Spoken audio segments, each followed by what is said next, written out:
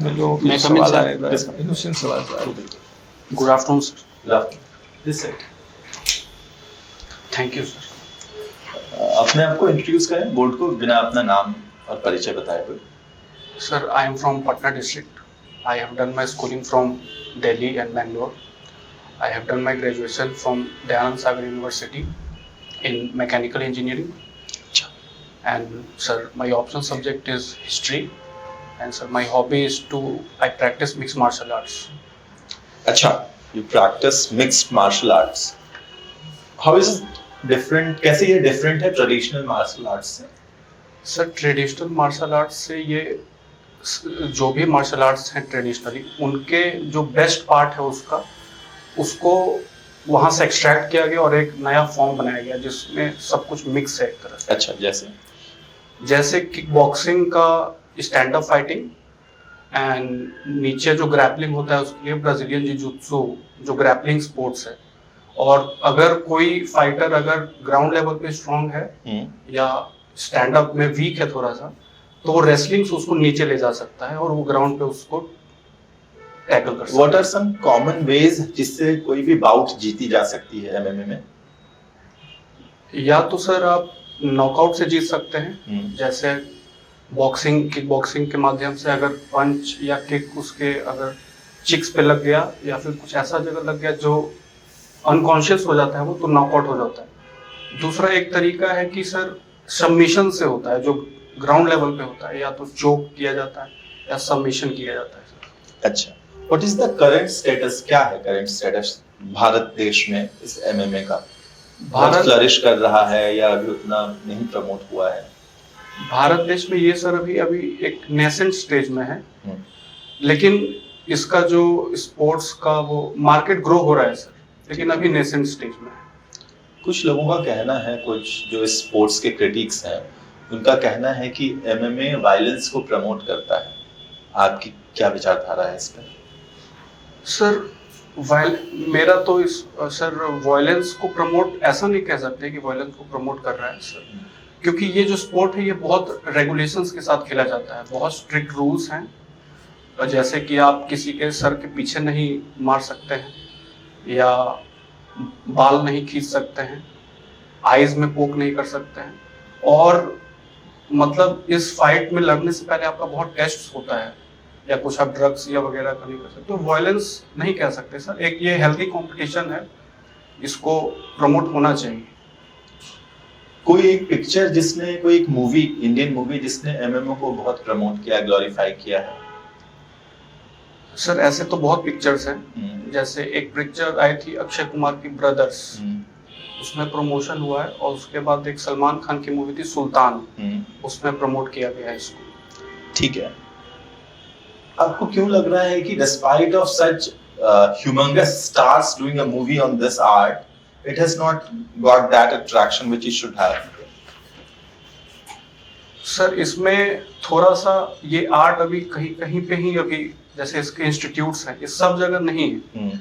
जैसे मुंबई में है, दिल्ली में है, बैंगलोर में है, पटना में अभी या फिर छोटे छोटे जगहों पे अभी इसका उतना फ्लरिश नहीं हुआ है. लेकिन धीरे धीरे हो रहे हैं सर. जो लोग बिहार से भी बहुत लोग सीखने गए थे, जहाँ पे हम सीखे थे, वो सीख के बिहार में आ रहे हैं और यहाँ भी क्लासेस करवाते हैं और यहाँ भी प्रमोशन हो रहा है सर. तो आपके इस स्पोर्ट में जिसकी मुझे कम जानकारी है, आपके रोल मॉडल या कौन है बेस्ट प्लेयर इसमें आज के डेट में जिनसे आप इंस्पायर होते हैं, जिनकी तरह आप मिक्स मार्शल आर्ट करना चाहेंगे? अगर जहाँ पे हम सीखते थे वहाँ पे एक कोच थे हमारे, उनका नाम क्लिंटन था. उनको हम बहुत एक इंस्पिरेशन मानते हैं. जब हम सीखने गए तो वो 5 साल से सीख रहे थे और बहुत अच्छा किए. और अगर ऐसे देखा जाए इंटरनेशनली तो एक आयरलैंड के एक प्लेयर हैं कॉनर मैकग्रेगोर, वो इंस्पिरेशन है. ठीक है, इस मिक्स मार्शल आर्ट्स का कोई कंपटीशन कहीं होता है अपने देश में कहीं हो रहा है? जी सर, MFN करके एक चैंपियनशिप होती है, उसमें ये MMA को फाइट नाइट में खेला जाता है. ये लास्ट चैंपियनशिप कब और कहाँ हुई थी और किसने इसको जीता था? सर ये चैंपियनशिप ऐसे तो MFN सर इसका आइडिया तो ठीक. You study governor in polity. जी sir, You study governor in mechanical engineering also. जी sir. Where do you study governor in the mechanical engineering and what is its role? Sir governor का पढ़ाई हम लोग sir IC engine में करते हैं, जहाँ पे गवर्नर इसका काम होता है सर एनर्जी को स्टोर रखना, और जब एनर्जी नहीं मिलती, जरूरत पड़ता है तो एनर्जी को ये ट्रांसमिट करता है। तो फ्लाईव्हील क्या करता है फिर? फ्लाईव्हील का भी बेसिकली सेम रोल है, लेकिन डिफरेंस उतना अभी हम रिकॉल नहीं कर पा रहे हैं। कोई बात नहीं। गवर्नर का जो रोल है पॉलिटी में आप कैसे देखते हैं? गवर्नर का रोल बहुत मेजर रोल प्ले करते हैं सर सेंटर और स्टेट रिलेशंस में, जो कि स्टेट में कॉन्स्टिट्यूशनल मशीनरी का कंटिन्यूएंस के लिए उनका बहुत मेजर रोल रहता है। और सर जैसे कि अगर स्टेट में कोई क्राइसिस आ जाती है या गवर्नेंस जो प्रेजेंट गवर्नमेंट है वो अगर गिर जाती है, तो गवर्नर उसको कंटिन्यू करवाने में वो एक माध्यम है सर। बिहार के किसी गवर्नर का आप ऐसा नाम जानते हैं जिन्होंने बहुत ही अपने आउटस्टैंडिंग रोल के लिए जाने जाते हैं? Standing role sir, sorry sir अभी रिकॉल नहीं कर पा। कोई बात। Don't you think that the automation or the artificial intelligence can lead to the job loss in near future? Sir अगर शॉर्ट टर्म में देखा जाए तो सर कुछ लोग कहते हैं कि जॉब लॉस को ये कर सकता है, लेकिन अगर लॉन्ग टर्म में देखा जाए तो ये और भी ऑप्शंस को ओपन करेगा सर। जैसे कि अगर एग्जांपल देखा जाए तो जब आईटी जब आ रहा था इंडिया में, तो उस टाइम भी एक चर्चा हुई थी कि जॉब लॉसेस होंगे, लेकिन आज आईटी बहुत एक मेजर एम्प्लॉयमेंट का एक जरिया है सर, बहुत लोग काम करते हैं, रोजगार मिला हुआ है। तो एआई वैसी ही चर्चा एआई के लिए अभी हो रही है, तो नहीं सर ये बहुत ऑप्शंस खोल सकता है आगे फ्यूचर में, तो जॉब लॉसेस के लिए तो ये नहीं सर। आपका एक कोई अपना वीकनेस बताइए और अपना कोई एक स्ट्रेंथ बताइए। सर जी मेरा स्ट्रेंथ ये है कि सेल्फ डिफेंस मुझे आता है, और अगर उसके अलावा देखा जाए तो हम बैलेंस हम अपने लाइफ को कर सकते हैं सर। कैसे हम मान लें? सर जैसे पढ़ाई के साथ जो कि जिस सिविल सर्विस की तैयारी करते हैं उसमें बहुत पढ़ना पड़ता है, तो उसके साथ हम दोस्त, फैमिली और थोड़ा सा जो मेरा हॉबी है उसको भी हम टाइम दिए, तो वैसे हम बैलेंस कर सकते हैं। वीकनेस? सर वीकनेस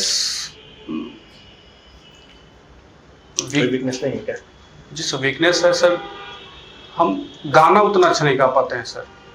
चाहते कि थोड़ा सा अच्छा गाते, लेकिन नहीं अच्छा गा पाते जितना हम अपेक्षा करते हैं अपने आप से। मेरा एक अंतिम आपसे सवाल है, रिन्यूएबल एनर्जी के कुछ उदाहरण बताइए और उनके कुछ लिमिटेशंस बता दीजिए। मैं लास्ट क्वेश्चन करूंगा। रिन्यूएबल एनर्जी को उदाहरण बताना है? हाँ, कुछ उदाहरण बताइए और उनके लिमिटेशंस बताइए कि क्यों नहीं जितना नॉन रिन्यूएबल एनर्जी का अवेलेबल है, रिन्यूएबल एनर्जी नहीं अवेलेबल है। तो give me some examples of a renewable energy and the limitations of the renewable energy. Sir renewable energy के एग्जांपल जैसे कि सोलर हो गया सर, विंड हो गया, जियोथर्मल एनर्जी, ये सब एग्जांपल्स जो कि अपने लाइफ टाइम में रिप्लेनिश हो सकते हैं वापस। इसका सर चैलेंजेस कुछ ये है कि इनिशियल कॉस्ट थोड़ा सा हाई होता है, और ट्रांसमिशन जो है अभी उतना नहीं अच्छा है जितना नॉन रिन्यूएबल का है, और सर टेक्नोलॉजी गैप है थोड़ा सा अभी हमारे देश में, लेकिन इस पे काम हो रहा है सर। ये सब कुछ कौन से? आप एसडीएम हैं, जी सर। आपको सूचना मिलती है कि एक जगह बहुत सारे लोग जमा हो गए हैं और एक रिलीजियस प्लेस है, उसको नष्ट नाबूद करने पर तुले हुए हैं। आप क्या किस तरह से इसको एक्ट करेंगे? आप एसडीएम हैं, आपको इस पर कार्रवाई करनी, क्या क्या एक्शंस आप इसमें एंटिसिपेट करते क्या करेंगे? सर सबसे पहले तो डायलॉग का एक हम रखेंगे सर, जो वहाँ के रिलीजियस ग्रुप्स लीडर है, वहाँ के जो समूह इकट्ठा हुआ होगा उसका जो लीडर है, उनसे हम कम्युनिकेशन के लिए हम प्रोविज़न देंगे, बात होगा, उनको समझाएंगे और एक सॉल्यूशन पे आएंगे कि ऐसा क्यों, ऐसा नहीं करना चाहिए। मतलब communication dialogue will be the first means of जो हम करेंगे सर एज एसडीएम, अगर वहाँ पे होंगे तो। आप थोड़ा इस तरह से कीजिए, आपको सूचना मिली फ़ोन से कि आपके किसी हल्का कर्मचारी ने, किसी व्यक्ति ने, किसी ने सूचना दी, उसके बाद आप क्या क्या स्टेप लेना चाहें।